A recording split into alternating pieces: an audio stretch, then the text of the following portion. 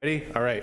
Welcome back. Hi. Happy December. Happy Rabbit Day. Our friend Cindy Lloyd's on the way to Ukiah.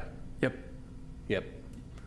So good to see you. Good to see you. And welcome back to Paul Tomasi. First day on the job. First day on the job again. He's like Nixon. He's tanned. He's rested. He's just rested and he's ready to jump back into it like Nixon. Paul Tomasi is nothing like Richard Nixon. Indeed, he's nothing like Richard Nixon.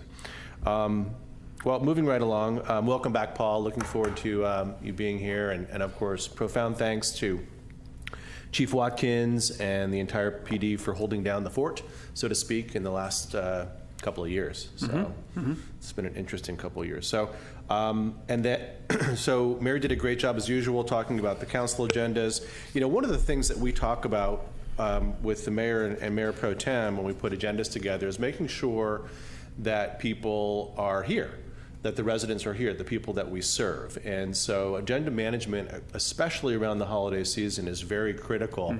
Not putting important items on when people may be out of town visiting family or friends. So next week's agendas are a little bit collapsed. They're a little bit lighter.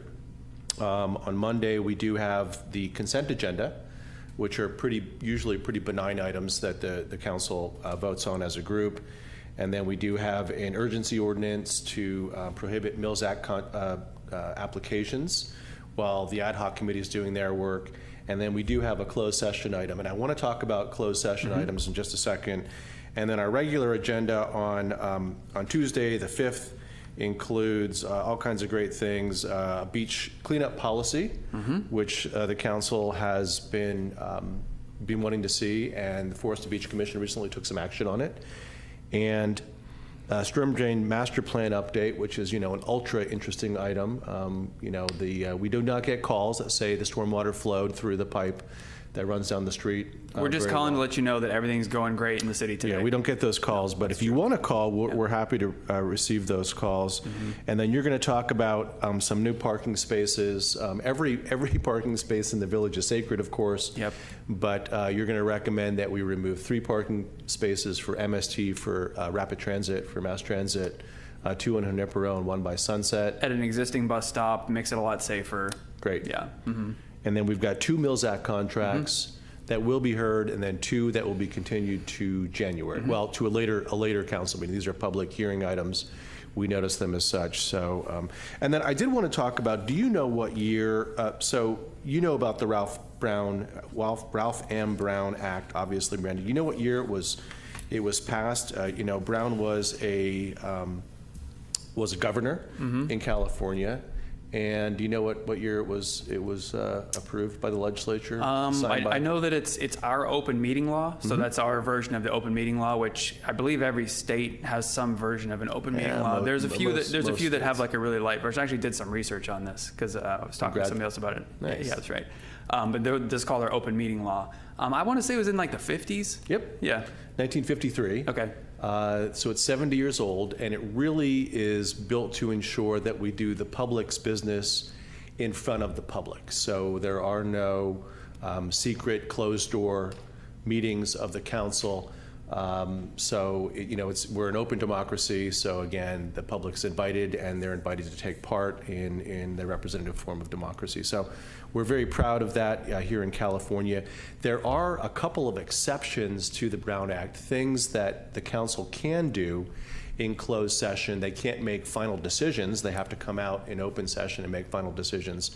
But the necessity for dealing with litigation, my evaluations, so the city attorney, appointees, direct appointees, evaluations, and potential discipline can be done in closed session. And then things like real property negotiations. So a very narrow list where, again, you want to be able to have a candid conversation without the parties you're perhaps negotiating with or defending against knowing what your game plan is. But eventually that gets reported out. I mean, 100%. If you watch the city council meetings, there's often a time at the beginning where they ask the city attorney, is there anything to report out from closed session? And that's the time when it is all wrapped up in closed session, all those things that are allowed to be talked about in closed session have concluded. That's the time to report out, and that does happen. Absolutely. And leases, for example, that we negotiate in closed session are always approved in open session with the public. And settlements are obviously always reported out and decided in public. So again, all those actions, my evaluation, the city administrator, city attorney, appointees, direct appointees evaluations, and any compensation are always done in public. And so again, it's an opportunity for the council, and your wife obviously is on a school board. So does the Brown Act impact school boards? It does. 100%. 100%. Every public body that makes decisions is subject to the Brown Act. Yep, in California. That's right. And we're really proud of it. So that's what I got about our little lesson about the Brown Act today. That's great. It's part of our new informational series we're doing Well, we're here. trying. We're trying to get some little informational series. So if you've got questions about the Brown Act, feel free to write or call us. We're happy to answer questions. That's it for you? That's all. That's it for me. Okay, great. That's it for me. We've got a couple of interesting things coming up. One of which is the Hofstas House. They're looking at doing a full demo, rebuild, remodel. Exciting project for them. Take it into the next century. We're going to be having a concept hearing with the Planning Commission on the 13th of December at the Planning Commission's regular meeting. Not a decision-making meeting. If you haven't seen it yet, they actually, up on their website, they have a nice little fly-through video. You can see what it is. They wanted to wisely come and talk to the Planning Commission and the community early on in the process to see what everyone thinks, get some feedback on the design. So we'll be having that conversation with them on the 13th. So encourage people to come. And will we encourage applicants to go through that process for large-scale projects? Especially for projects of this scale, for sure. So we're excited to see that. Kudos to that project team for being proactive and reaching out. They've already had a few of their own, not city-sanctioned public meetings. This is the first city-sanctioned review of this project. So we're excited to have that happening. Also exciting, the housing element. Just to let everyone know, we're planning on coming back in January to the City Council. As you mentioned, we try not to bring massive things right before the holiday. So come in January, the City Council with our sort of response, our planned response to the state's letter. Assuming that everyone's okay with that and the way we're addressing those policy questions, we'll hit launch shortly after that to send our revised housing element back to the state for adoption and certification prior to April 15th, which is the true homework due date is April 15th. I'm so very confident we'll be done before that.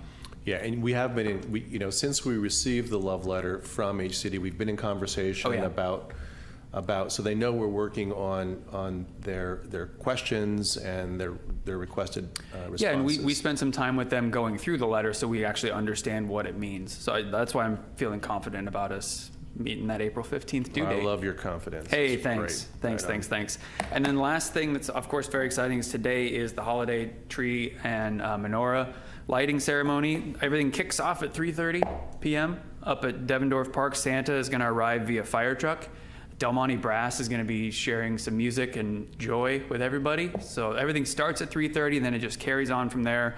4 o'clock's the menorah lighting. And we were both trumpet players as children. We were both trumpet, not together. Not together, but it is a romantic instrument. It's the most romantic instrument, no doubt. People talk about the violin or the guitar, but I really think a trumpet is or a trombone. Nothing says love like a trumpet blaring in your face. And then 4 o'clock's the menorah lighting. 4:30, we transition over to Ocean Avenue. There's a stage there. There's singing. There's dancing. It's a whole celebration. Then 5:30 or thereabouts is when the Christmas tree, holiday tree gets lit up. And we're excited. It's a great event. Kudos to the community activities team and everybody that's involved. Public Works setting that up. Mr. Ben Beasley is going to be the MC again. Leslie and Ashley and the team. So yeah, it's just well fantastic. So we have an early guest, but hello, Barry. So I think we're almost done. I think so. Yeah. I don't have anything else to report. How about you? No, I'm good. Okay. Thank you. Well, then we'll just say, take good care.